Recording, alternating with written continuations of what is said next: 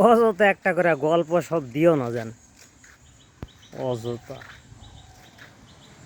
কিছু মানুষের বক্তব্য এরকম যে তুই বাড়ির মধ্যে আসলেই তোর চোখ দেখলেই বুঝা পারি কি হয়েছে, কি খাসু, নেশা করে আলছু না বিড়ি খায়া আলছু না পান খায়া আলছু। তুমি চোখ দেখলেই যদি তামান বুঝবার পারেন, আর তোমার চোখের সামনে জানতো একটা মানুষ মৃত্যুর কোলে ঢোলা পড়িচ্ছে, তুমি তাক সামনাসামনি তাক দেখা এতটুকু বুঝা পারলেন না যে একটা জ্যান্ত মানুষ মৃত্যুর দিকে আগায়া যাচ্ছে।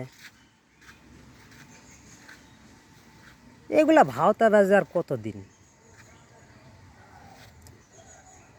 কতদিন।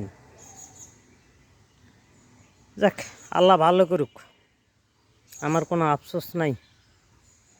আমি আল্লাহর প্রতি সর্বদা সন্তুষ্ট, আলহামদুলিল্লাহ। আল্লাহ সবাইকে মাফ করুক, হেদায়েতের পথে আনুক, এমনকি আমাকেও হেদায়েতের পথে আনুক।